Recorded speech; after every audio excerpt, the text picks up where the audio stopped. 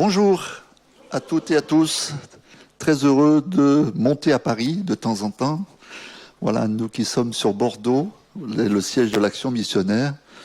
Et je viens dans le cadre d'une réunion qui était là organisée hier pour tous ceux qui s'intéressent à la mission. Et puis, en effet, le pasteur Christian Robichaud m'a accueilli avec son équipe dans l'église de Paris Métropole. Et je suis très heureux d'être avec vous ce matin et de vous partager quelques nouvelles de ceux et celles qui sont soutenus par les églises des Assemblées de Dieu de France dans différents pays du monde. Ils sont partis suite à un appel de Dieu avec leur famille et ils sont partis pour servir Dieu jusqu'aux extrémités de la terre, comme Jésus nous l'a enseigné, aller par tout le monde, prêcher la bonne nouvelle à toute la création. Le but n'est pas de prêcher aux animaux et aux arbres, mais à toute créature qui se trouve sur la surface de la terre.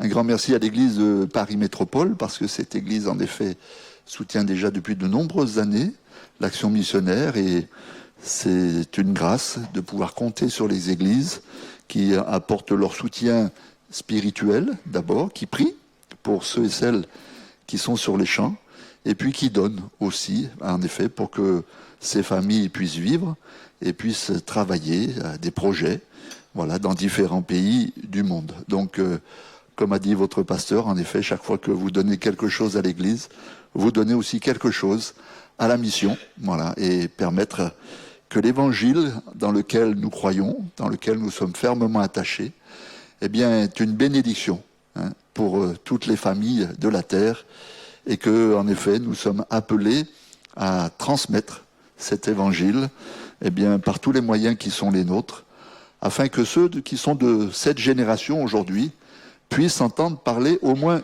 une fois de Jésus dans leur vie. Amen. C'est un défi qui est réalisable par l'Église. Aujourd'hui, on considère qu'il y a à peu près un individu sur 3 dans le monde qui n'a pas ou très peu de contact avec un chrétien dans son entourage. Soit il n'y a pas de chrétiens, soit il y a très peu de chrétiens, voilà, qui sont en toute petite minorité, et ça va être compliqué pour lui de rencontrer quelqu'un qui va pouvoir lui parler de Jésus. Voilà. C'est un défi. C'est un défi qui est devant nous, c'est un défi qui n'est pas insurmontable, tout est possible à celui qui croit. Et nous voulons en effet croire que le Seigneur veut sauver aussi ces personnes. Il veut aussi les interpeller d'abord. Il veut aussi leur communiquer l'Évangile. Parce que, je disais dans le premier culte, il y a ce verset, il y a plein de versets qui parlent de la mission, qui parlent d'aller vers les nations, où Dieu est le Dieu de toutes les nations, n'est-ce pas, sans exception, sans faire acception de personne, selon une expression un peu particulière de la Bible, sans préférence, voilà. Dieu est le Dieu qui veut se révéler à toute l'humanité, sans exception. Et pour cela, dès le premier livre de la Genèse, premier livre de la Bible, la Genèse, chapitre 12, lorsque Dieu a laissé les hommes choisir leur destinée dans les 11 premiers chapitres, on a vu cette humanité qui prend le chemin de la perdition, qui s'éloigne de plus en plus de son Créateur et qui est vouée à la misère, à la malédiction. Et ce n'est pas ce que Dieu veut. Ce que Dieu veut, c'est le salut. Ce que Dieu veut, c'est que les hommes et les femmes puissent faire demi-tour et reprendre ou prendre le chemin de leur Créateur et prendre le chemin de la vie et de la vie éternelle. Amen. Et c'est clairement exprimé dans l'appel qu'Abraham reçoit en son temps. Il lui dit, Abraham, quitte, je vais faire quelque chose avec toi. Tu vas être le fondateur d'un peuple qui va rayonner sur toute la surface de la terre. Je te bénirai si tu quittes. D'abord, il lui dit quitte, c'est au présent. Il lui dit je te bénirai, c'est au futur, c'est après. C'est déjà très intéressant pour nous, parce qu'on comprend que si on veut être béni, il faut d'abord obéir à Dieu. Vous êtes d'accord avec ça? C'est la parole de Dieu qui le dit. Il y en a qui préféraient le contraire, en disant, Seigneur, si tu me bénis au présent, je quitterai, je te suivrai. Non, c'est dans l'autre sens qu'il faut mettre les choses. Prends d'abord le chemin du Seigneur et Dieu te bénira. Alléluia. Et à la fin des paroles que Dieu adresse à Abraham, il lui dit, tu seras une source de bénédiction. Une source.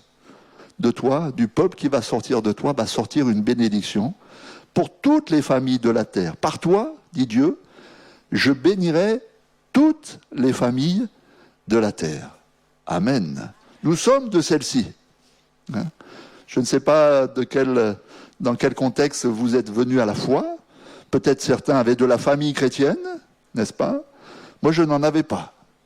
Voilà. Je n'avais pas de famille chrétienne. Ni de parents, de frères et sœurs, ni d'oncles. Jamais j'ai entendu parler de Dieu dans mon enfance. Jusqu'à l'âge de 14 ans, où quelqu'un m'a rendu témoignage. Voilà, au collège. J'ai rencontré une chrétienne née de nouveau. Elle m'a témoigné de Jésus, j'y ai cru, et je me suis attaché à celui qui est devenu mon sauveur personnel. Alléluia!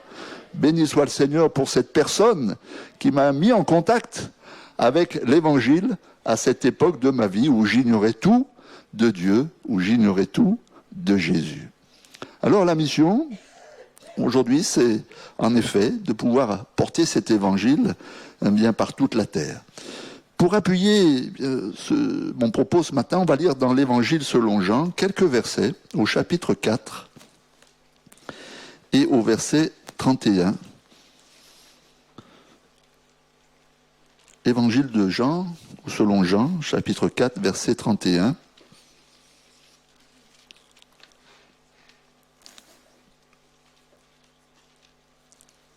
Il est dit, pendant ce temps, les disciples le pressaient, Jésus, de manger, disant, « Rabbi, mange !» Mais il leur dit, « J'ai à manger une nourriture que vous ne connaissez pas. » Les disciples se disaient donc les uns aux autres, « Quelqu'un lui aurait-il apporté à manger ?» Jésus leur dit, « Ma nourriture est de faire la volonté de celui qui m'a envoyé et d'accomplir son œuvre. Ne dites-vous pas qu'il y a encore 4 mois jusqu'à la moisson ? Voici, je vous le dis, levez les yeux et regardez les champs qui déjà blanchissent pour la moisson. Amen. » Dans ce passage de Jean chapitre 4, c'est le fameux passage de la rencontre de Jésus avec ce que l'on appelle communément la femme samaritaine, la femme de la région de Samarie. Le contexte, si vous ne le connaissez pas, c'est que cette région de la Samarie, proche de la Judée, de la Galilée, c'est une région particulière pour les disciples de Jésus, n'est-ce pas, pour les Juifs d'origine. Eh bien, c'est une région qui est considérée un peu comme impure. Voilà. Dans ce même passage, il nous est dit que les Juifs et les Samaritains ne se côtoient pas. Il n'y a pas de contact entre eux, ne se parlent pas. Voilà, ils s'évitent. Et même quand un Juif doit passer de la Judée vers la Galilée, il ne traverse pas cette région de peur de se souiller, mais il contourne cette région de peur, en effet, bien d'être souillé par la terre des Samaritains. Étonnant, n'est-ce pas ?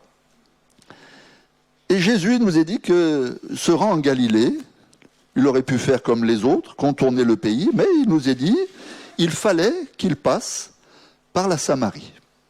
Pour Jésus, il n'y a pas de problème à traverser cette région de la Samarie.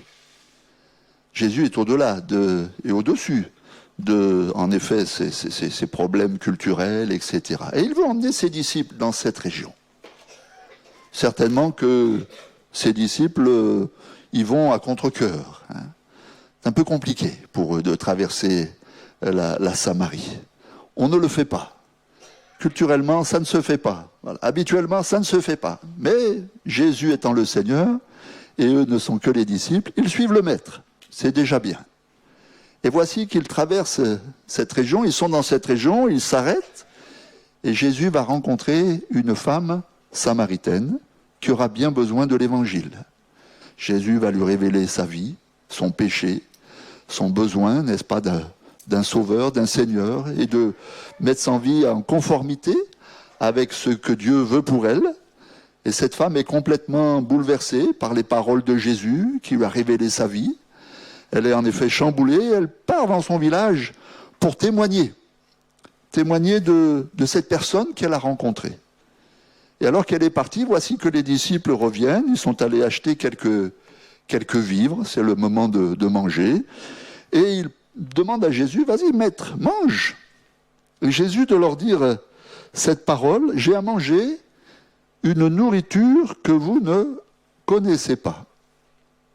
Les disciples sont très terre à terre, ils ne sont pas très spirituels encore. Ah, qu'est-ce qui s'est passé? Quelqu'un lui a donné à manger, on n'est pas au courant, on a acheté tout ça pour rien. Non, non, non, non.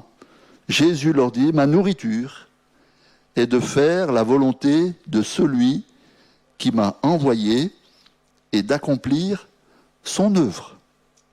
Le message est clair. Jésus ne parle pas de nourriture pour la bouche, il parle de quelque chose qui nourrisse sa vie, sa motivation. N'est-ce pas? Ce pourquoi il est là. Il est là pour accomplir la volonté de Dieu. Et quelle est-elle, la volonté de Dieu? Est-ce que vous la connaissez, la volonté de Dieu? Peut-être vous avez des choses, vous avez une volonté que vous voulez faire connaître à Dieu. Il y a des choses que vous voulez. Mais est-ce que vous savez ce que Dieu veut? D'une manière générale, d'une manière globale, universelle, pour toute l'humanité. Ce que Dieu veut, dit l'apôtre Paul, c'est que tous les hommes, les femmes, les enfants, les vieillards soient sauvés et qu'ils parviennent à la connaissance de la vérité. Voilà ce que Dieu veut. Ce que Dieu veut, c'est donner l'occasion à toute l'humanité d'entendre parler de lui, clairement, précisément, et entendre aussi parler de Jésus, celui que Dieu nous a envoyé. L'apôtre Paul qui dit cette parole, il dit aussi en effet, car il y a un seul Dieu. Il y a un seul Dieu qui a voulu l'humanité, qui a voulu la création, qui a voulu cette terre sur laquelle nous sommes. Il y a un seul Dieu.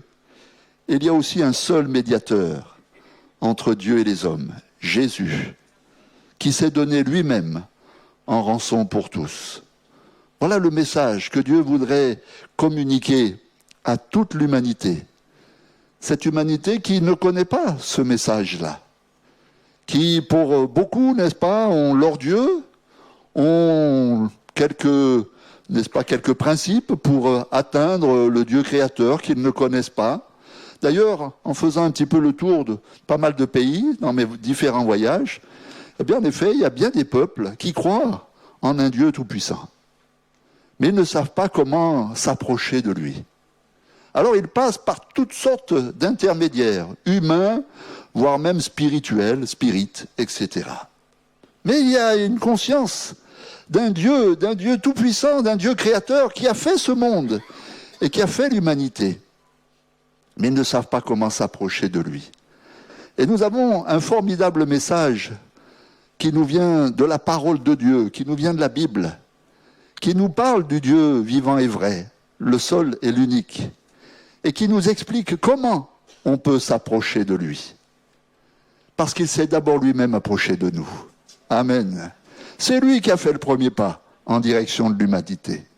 C'est lui qui est venu parmi les hommes, qui s'est incarné dans la personne de Jésus-Christ, qui a marché parmi nous, afin que nous montrer que Dieu n'était pas inaccessible, mais qu'il était vraiment proche de nous, qu'il s'est abaissé jusqu'à s'incarner dans la nature humaine, prendre, n'est-ce pas, la nature humaine, et même plus que ça, mourir pour nous, se donner en rançon pour notre péché, afin de nous réconcilier avec Dieu le Père. C'est un message révolutionnaire. Quelquefois, on n'est pas conscient de la valeur et de la portée de ce message. Quand vous voyez dans le monde tout ce que les hommes et femmes font comme effort dans leur religion, n'est-ce pas, dans leurs principes religieux pour s'approcher un tant soit peu de Dieu, alors que nous, on a un message formidable. On sait que ce n'est pas nos efforts, hein, ça ne se mérite pas la présence de Dieu. Tout a été accompli par Jésus-Christ. Alléluia. Et comme a dit votre pasteur ce matin, en effet, Christ a tout accompli et nous n'avons simplement qu'à croire et à recevoir grâce sur grâce, le pardon de nos péchés, la réconciliation avec Dieu, une communion avec Dieu, l'assurance de la vie éternelle. Alléluia. Quel message formidable, n'est-ce pas? Et Jésus nous dit, eh bien voilà, ma nourriture, c'est de faire la volonté de mon Père. Il dira d'abord, en effet, j'ai à manger une nourriture que vous ne connaissez pas. En effet, ils ne savaient pas, n'est-ce pas, ses disciples, exactement ce que Jésus était venu faire. Le pourquoi de la venue de Jésus. Il faudra attendre la mort et la résurrection du Seigneur pour qu'ils soient remplis du Saint-Esprit, pour que là tout s'éclaire pour eux. Ça y est, le message, on l'a, c'est clair pour nous.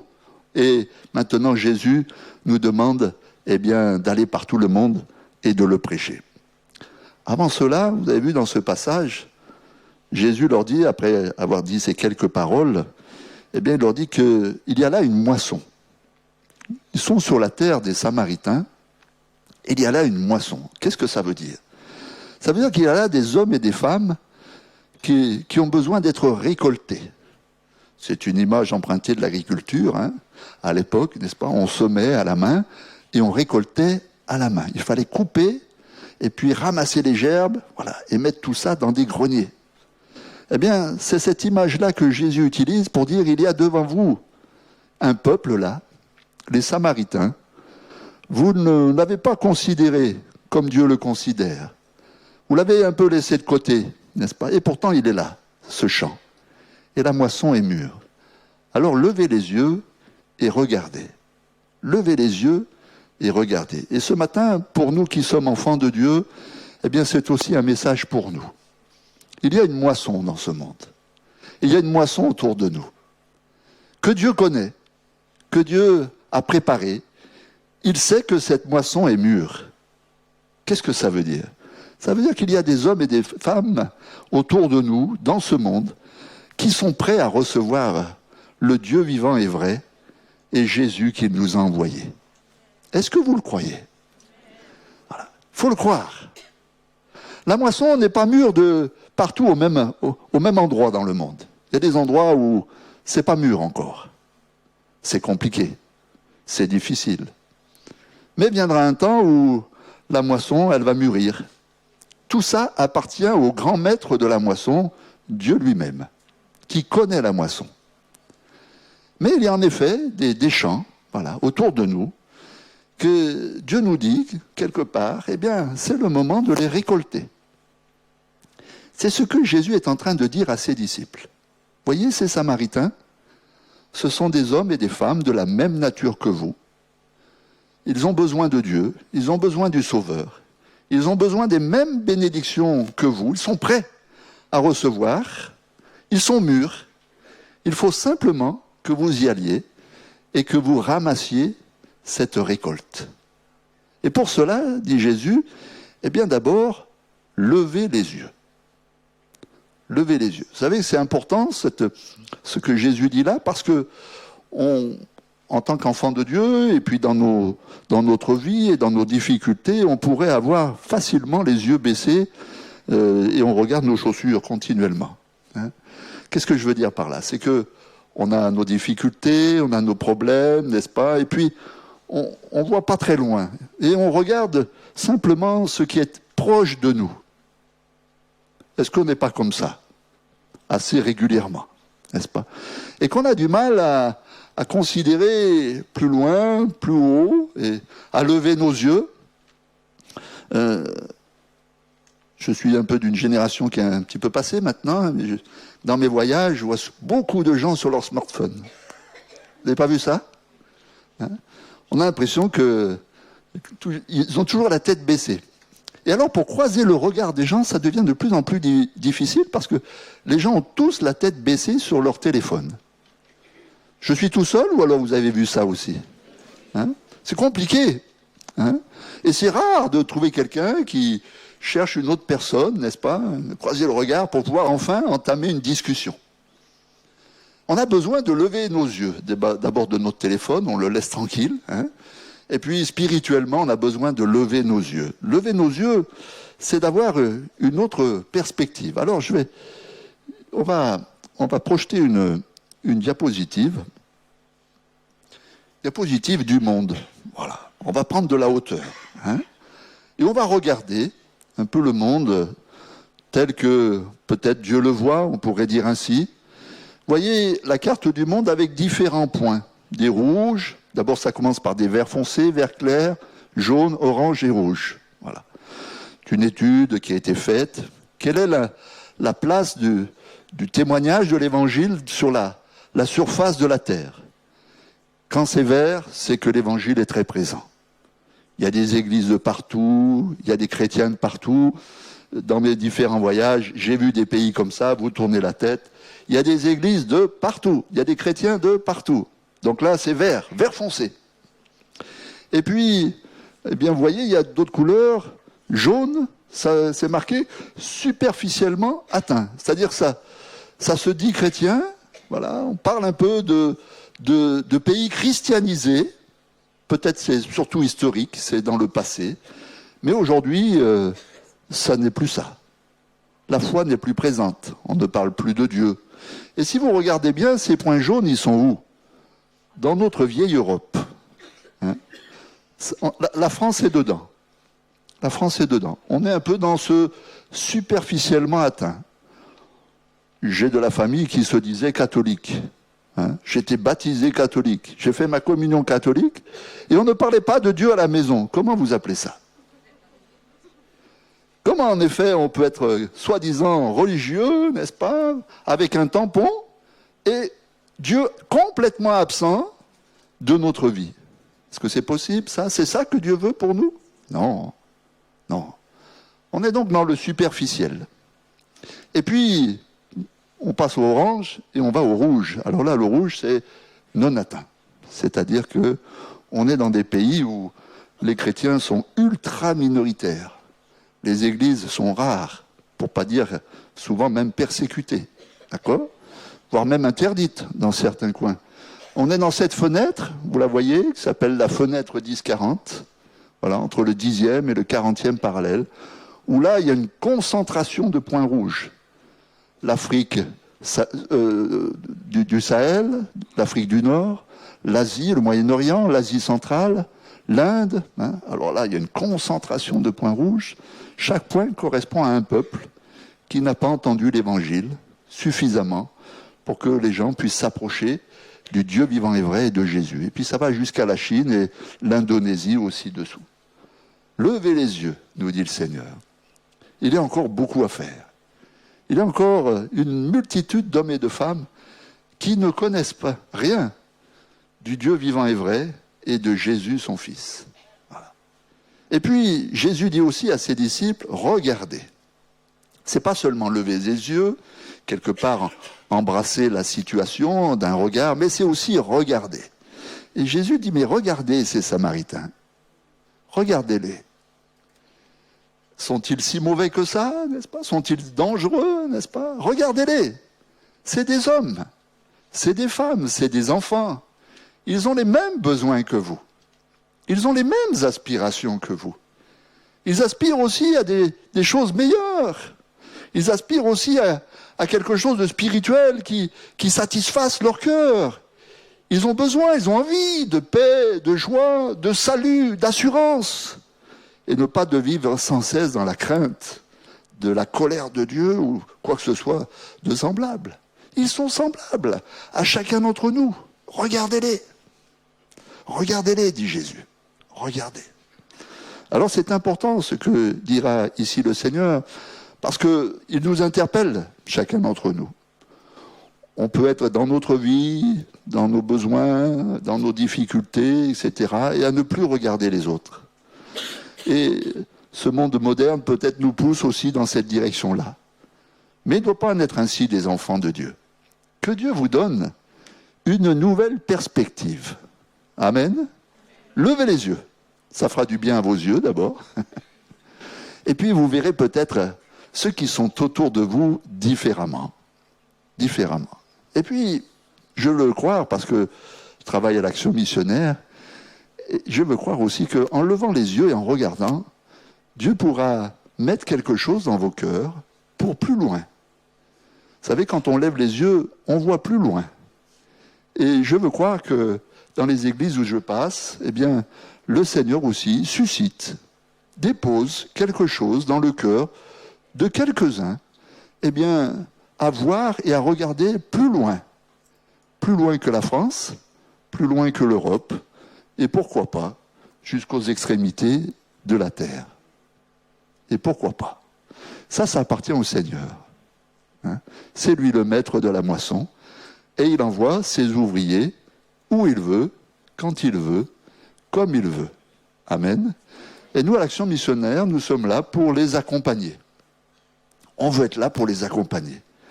Tu as reçu un appel de Dieu? Gloire à Dieu. On va s'asseoir, tu vas nous en parler, on va regarder où, quand, comment, etc. Tu es prêt? Tu as mesuré tout? Oui? Tu es prêt? Allez, tu pars. On t'accompagne. Avec les églises de France, voilà, on va récolter des dons et on va te soutenir à 100%. Alléluia. Voilà. Tu n'auras qu'à t'occuper de servir Dieu. Tout le reste, on s'en occupera. Enfin, surtout l'aspect financier. Et puis, on demandera aux églises de prier pour toi. Ce que vous faites, on n'en doute pas. Hein? Voilà. Parce que, comme a dit votre pasteur, ça leur enlève une belle épine du pied. Hein? Voilà, ils n'ont pas besoin de chercher leur soutien. Ils ont déjà assez de problèmes sur place. Hein? On ne va pas rajouter en plus ce problème-là. Alors peut-être vous ne les connaissez pas tous, ces missionnaires. Et je vais vous inviter à faire connaissance rapidement avec eux. Hier, dans ce lieu, il y avait ce couple-là, Thierry et Cécile Haute. Thierry est pasteur. Et ils sont partis il y a 3 ans en arrière avec leurs 6 enfants. Alors eux, vraiment à l'autre bout du monde, hein, au Vanuatu. Ça vous dit quelque chose? Pas tous, hein? Moi non plus, je ne savais pas où c'était avant. Vous voyez la Nouvelle-Calédonie? Bon, alors attendez, on va faire plus simple. L'Australie. Vous voyez? Vous montez un peu au nord, la Nouvelle-Calédonie. Et vous montez encore un petit peu au nord, vous avez l'archipel du Vanuatu. Allez savoir pourquoi ce couple est parti là-bas. Ça faisait plus de 10 ans que Dieu avait mis sur leur cœur les peuples francophones, parce qu'il y a des gens qui parlent français là-bas, dans cet archipel du bout du monde. Voilà. Et ces gens étaient comme bien des Français, ils ont une religion, voilà, catholique romaine, mais ils ne connaissaient rien du Dieu vivant et vrai, dans le sens de vivre la vie que Dieu nous donne en Jésus-Christ. Ils ne connaissaient rien de l'évangile, de la bonne nouvelle. Alors ils sont partis avec leur famille, et leur premier travail, depuis 3 ans, c'est de semer la parole de Dieu. Ils ont distribué des milliers de Nouveaux Testaments, de Bibles, etc. Et les gens ont soif parce qu'ils ne connaissent pas l'Évangile. Ils ne connaissent pas l'Évangile. Ils ont une religion, mais ils ne connaissent pas l'Évangile. Et c'est à partir de là que leurs yeux commencent à s'ouvrir, à s'éclairer. Voilà. Alors c'est un travail fastidieux, ils sont au bout du monde, etc. Voilà. Béni soit le Seigneur, on les accompagne de nos prières et de nos dons. Et on va leur dire, allez, courage, que Dieu vous bénisse. Et on les soutient et on les accompagne. Voilà. Pensez à eux, priez pour eux. Hein. Et puis sachez que chaque fois aussi que vous faites une offrande, il y a quelque chose qui va aussi vers eux pour les aider à travailler là-bas, dans ces régions du bout du monde. Avançons avec une autre famille. Si Thierry fait de l'évangélisation, on va dire comme ça, hein, faire connaître l'évangile, le pasteur Christophe et son épouse Adeline, eux, sont plutôt dans la formation des pasteurs. Ils sont au Congo-Brazzaville. Y a-t-il des Congolais de Brazzaville ici? Ah, quelques-uns. Mais il y a aussi surtout des Congolais de Kinshasa. Levez la main. Ah, vous êtes très nombreux. Voilà. Vous connaissez bien ce qui se passe dans votre pays. Hein? Voilà. Énormément d'églises à tous les coins de rue, n'est-ce pas? Il y en a tellement qu'il y en a des bizarres. Hein? Voilà. Et on se demande, où est le Seigneur dans cette affaire? Eh oui, il y a du vrai, et puis il y a beaucoup de faux aussi, qui s'est mélangé. Il y a des pasteurs autoproclamés, etc. Des églises au fonctionnement bizarre. Et alors ça s'est répandu dans la région. Ça a touché le Congo-Brazzaville, ça touche aussi la Centrafrique, etc. Et des pasteurs se disaient, mais on sait plus ce qu'il faut prêcher, hein. On ne sait plus quel est le véritable évangile. Alors ils ont demandé de l'aide à la France. Pouvez-vous nous envoyer un pasteur qui va nous donner les solides fondements, les fondements? Voilà. Qu'est-ce qui est vrai? Qu'est-ce qui est juste? En plus, il y a eu des années de guerre civile, les églises et la formation du pasteur n'a pas été construite de la bonne manière. Et donc, il y a tout un travail à reprendre avec nos collègues pasteurs là-bas, au Congo. Voilà. Et ce frère, Christophe, est parti pour enseigner les pasteurs sur la ville de Brazzaville, où on a aussi financé la construction d'un institut biblique. Il y a à peu près une 50aine de participants, voilà, qu'il doit former matin et soir. Il se consacre qu'à ça, la formation pastorale. En faire, allez, je vais le dire comme ça, de bons pasteurs. De bons pasteurs. Hein, pas des... Voilà, des bons. Hein, amen. Et puis, on va aller voir la famille suivante. On peut croire que dans la mission, il n'y a que des pasteurs. Non. Voici Jean-Luc et Carole qui sont partis il y a 15 ans maintenant en arrière. Je crois que Jean-Luc même était de la région parisienne. C'était un informaticien. Et un jour, lorsque quelqu'un est venu parler de la traduction de la Bible et que des gens n'avaient pas accès à la Bible, ça a touché son cœur. Alors, ça l'a tellement touché que, avec sa femme, eh bien, ils se sont levés pour travailler dans la traduction de la Bible. Voilà. Et il a quitté son travail. Et le voici, en effet, au Mali, voilà, à Bamako, pour travailler sur la traduction de la Bible en langue soninké. Est-ce qu'il y a des soninké au milieu de nous ce matin? Non. Voilà, comprenez peut-être pourquoi. Hein. C'est que si ça fait partie de ces peuples à atteindre. Hein. Voilà. Il y a des soninké qui s'approchent de Dieu. Et en effet, c'est important de mettre la parole de Dieu à disposition dans leur langue d'origine, de naissance. Hein. La langue maternelle, on dit souvent, c'est la langue du cœur, celle qu'on va comprendre mieux, qui va nous parler plus facilement. Mais pour mettre cette langue par écrit, qui n'existait pas, il a fallu d'abord trouver un alphabet pour la mettre par écrit. Et puis après de là, passer à la traduction de la Bible. Ça prend un temps phénoménal. Ça prend un temps phénoménal. Au bout de 12 ans, on n'avait fait que la moitié de la Bible. C'était déjà pas mal. Mais il fallait consacrer 12 années à ce travail. Donc vous comprenez le temps qu'il faut pour terminer la Bible. Il faut une 20aine d'années pour traduire la Bible en entier, n'est-ce pas, dans une langue dans laquelle la Bible n'a pas été traduite. Et avec ce travail, ça se fait en partenariat avec une société internationale de linguistique qui a des outils et des méthodes pour arriver à cette finalité. Voilà. On ne se lève pas le matin en disant « Tiens, je vais traduire la Bible en soninké. Hein » Il faut faire une bonne préparation, une formation, etc. Voilà. Mais c'est accessible.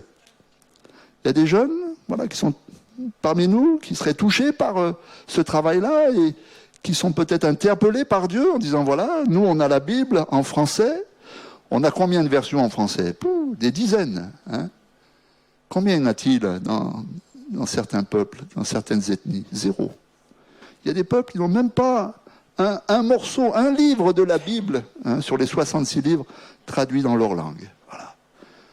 Si Dieu te touche, touche ton cœur par rapport à ça, viens nous voir. Écris-nous.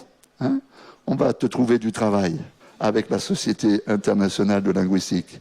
Voilà. Si tu es prêt à partir, si tu es prêt à vivre cette aventure, mais c'est l'aventure d'une vie, n'est-ce pas? Et ça m'est arrivé d'être un jour à la dédicace. Ils appellent la dédicace, c'est qu'on a fini une partie de la Bible et on va pouvoir la mettre à disposition de la population. Mais si vous saviez la fête que c'est une fête phénoménale. Les gens sont heureux. On a la Bible dans notre langue. Alléluia! Voilà. C'est un travail formidable. Voilà. Que Dieu honore, parce il le veut que sa parole soit connue, n'est-ce pas, par tous les hommes et les femmes de cette humanité. Un travail dans la mission. Un autre encore, au Sénégal, voilà. Dans ce pays très musulman, on est là à 85% musulmans, il y a très peu de chrétiens, et l'Église nous a demandé de faire une œuvre sociale dans une région où, eh bien, en effet, l'évangile est peu accepté à cause du contexte religieux. Voilà.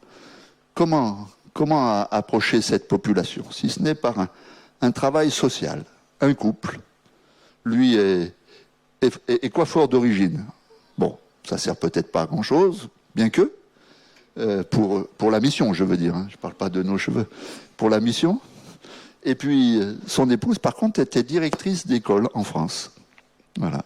Et eux ont été touchés par ce besoin-là, et ils ont voulu partir avec leurs jeunes enfants, ça fait 4 ans qu'ils sont au Sénégal, pour ouvrir une petite école dans une zone où, en effet, il n'y a presque pas de chrétiens.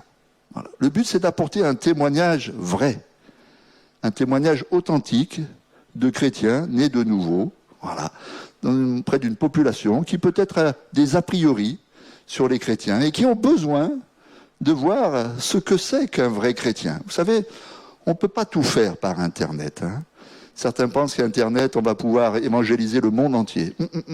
N'y croyez pas. Il y a des gens, ils veulent voir ce que c'est qu'un vrai chrétien.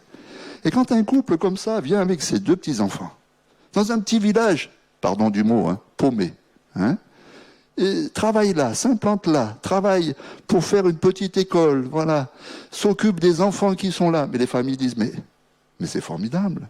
Qui sont ces gens qui ont quitté la France? La France, hein, pour venir là, dans notre trou perdu, et puis pour venir en effet s'occuper de nos enfants, apporter une scolarité de qualité, n'est-ce pas, un bon témoignage, ça touche le cœur. Et à partir de là, n'est-ce pas, bien, le cœur s'ouvre et les parents commencent à se poser des questions. Mais qui sont ces chrétiens? C'est pas les mêmes que l'on connaît, hein. Et des fois, l'image qu'ils ont des chrétiens, c'est les séries télévisées américaines. Vous voyez, je vous en cite qu'une, hein, Les Feux de l'amour, parce que je connais que celle-ci, elle est un peu vieille maintenant. Mais vous voyez un petit peu l'ambiance. Voilà. Pour eux, c'est ça, les chrétiens. Mais quand ils voient des jeunes comme ça, qui se donnent, voilà, qui manifestent un véritable amour de Dieu, eh bien, ça touche leur cœur. Et ça donne une autre image. Et tout à coup, le cœur s'ouvre. L'esprit s'ouvre. N'est-ce pas? Et on en profite aussi pour passer quelques messages aux enfants aussi. Hein. C'est le moment aussi de les enseigner concernant le Dieu vivant et vrai et le Seigneur Jésus-Christ. Alors pensez à ce jeune couple aussi, hein, Estelle et Florian Paloc, qui sont au Sénégal. Et qui sait, peut-être que là aussi, je lance un appel, il y a peut-être aussi parmi nous des jeunes, eh bien, qui peuvent mettre à disposition du Seigneur, n'est-ce pas, du grand maître de la moisson, leurs compétences. L'enseignement, le médical, bien sûr, tous les métiers qui tournent autour de l'humain, eh bien, sont des métiers prioritaires, mais pas que. On a vu, hein, Bridonneau, il était informaticien, et il travaille dans la traduction de la Bible. Voilà. Qui sait ce que le Seigneur fera avec vous si vous êtes motivé, si vous disposez votre cœur. Et je crois que Dieu appelle. Il met quelque chose sur le cœur de quelques-uns pour plus loin. Hein. Ça, c'est le Seigneur qui le fait. C'est le Seigneur qui est maître de la moisson et qui dispose les choses selon sa volonté. Alors, si vous sentez quelque chose dans votre cœur, eh bien, laissez-le grandir. Ne le refusez pas, ne l'éteignez pas. Laissez-le grandir, laissez le Seigneur vous utiliser, peut-être ici, pendant encore un peu de temps, et puis peut-être que le Seigneur vous amènera plus loin. Ça vous fait peur? Je ne suis pas là pour vous faire peur, hein? Mais qui sait, hein? Si on est vraiment disposé à laisser le Seigneur nous conduire, qui sait, n'est-ce pas? Lui seul le sait où il va nous conduire, et ce sera toujours pour la gloire de son nom, et on n'y perdra pas. Connaissez ce verset dans la parole de Dieu où Pierre s'inquiète à un moment. S'inquiète parce que Jésus leur a demandé de le suivre et il se dit, mais et nous, qu'est-ce qui va nous arriver, hein? On sait ce qu'on gagnait en étant pêcheur de poissons, mais là tu nous emmènes dans une aventure, on ne sait pas l'aboutissement de tout ça. Qu'est-ce qui va nous arriver? Et le Seigneur Jésus de les rassurer. Ne vous inquiétez pas. Celui qui aura quitté son père, sa mère, hein, son pays, ses affaires, n'est-ce pas, son travail, pour me servir, il recevra quoi? Au centuple. Dans le temps présent et dans l'éternité. Il y a une grâce qui accompagne l'appel que Jésus, eh bien, nous lance. Hein. Et quand on répond à son appel, eh bien, le Seigneur ne nous oublie pas. Alléluia. Il sait nous combler. N'est-ce pas? On pense perdre quelque chose, on va gagner. Alors ne vous arrêtez pas Qu'est-ce que je vais perdre? Mais croyez que vous allez gagner. Amen. Et on dit souvent avec ma femme, on a fait 15 années en mission. Alors c'est vrai que des fois on est un petit peu perdu en France parce qu'on est un peu là-bas encore. Hein. Mais on se dit, mais est-ce qu'on a perdu quelque chose? Rien. Et même si c'était à refaire, on le referait. Ah, on en a connu un petit peu des galères, des difficultés, oui. Mais on a vu la grâce de Dieu. On a fait des expériences formidables. Je n'ai pas le temps de vous les raconter ce matin, ça serait trop. Et nos amis vivent la même chose. Quand on sert le Seigneur, on n'est jamais perdant. Amen. Voilà. Que Dieu le Seigneur vous bénisse. Alors, peut-être, oui, j'ai encore quelques minutes. Allez, je vais faire un peu vite. Allez, on va passer un peu. Voilà. Mayotte. Bon, vous avez entendu parler de Mayotte? Hein? Ça chauffe à Mayotte, hein? Ça chauffe. Bon. Ça chauffe, mais nos amis ne sont pas grillés encore. Voilà. Quelque part, c'est pas facile, il y a du danger, voilà, avec une immigration clandestine, etc., des bandes de jeunes là, qui s'affrontent, ouais, on peut se prendre des cailloux sur la tête, bon, c'est un petit peu compliqué. Voilà, mais prions pour eux, prions pour qu'au travers, au milieu de ces ténèbres, la lumière de l'évangile brille. Et c'est ce qui est en train de se passer. Il y a des jeunes qui s'approchent du Seigneur. Alléluia. Ils sont là, ils sont complètement désœuvrés. Ils n'ont aucun avenir qui est devant eux. Mais ils entendent l'évangile. Voilà. Et ça change leur vie. Alors, gloire à Dieu. Continuons et soutenons ce travail là-bas à Mayotte en priant pour ce couple, Francis et Chantal Nevers. Avançons. Voilà. Encore des chants qui sont devant nous. On a eu des missionnaires. Il n'y en a plus aujourd'hui. Mais il y a encore des choses à faire dans ces pays, en effet, où la religion est présente, mais aussi des systèmes politiques qui s'opposent au développement de la foi. Hein. Voilà, je ne vais pas trop rentrer dans les détails. Avançons. Voilà, vous pouvez aussi soutenir, au travers de parrainage, eh bien, des enfants, des étudiants, même en école biblique. On a ouvert ça cette année, on a vu qu'il y a des jeunes qui voulaient se former, mais qui n'avaient pas les moyens, souvent pas très élevés, ben, au travers d'un parrainage, on peut aider un étudiant pasteur à faire sa formation pastorale. Voilà. Et vous en serez reconnaissant. Et puis les juniors aussi, les enfants des églises aussi font des actions, soutiennent des projets au travers de leurs petites offrandes, qui, toutes ces petites rivières, font des grands fleuves et permettent de soutenir bien des projets sur les différents pays. Avançons. Vous voulez aller voir sur place? On a organisé des voyages pour vous, qu'on appelle séjours découvertes. Voilà. Afrique du Nord, l'Inde, Sénégal, Mayotte, Congo. Bon, si vous avez peur que ça chauffe, n'allez pas à Mayotte. Hein. Mais il y a d'autres pays, voilà, plus calmes.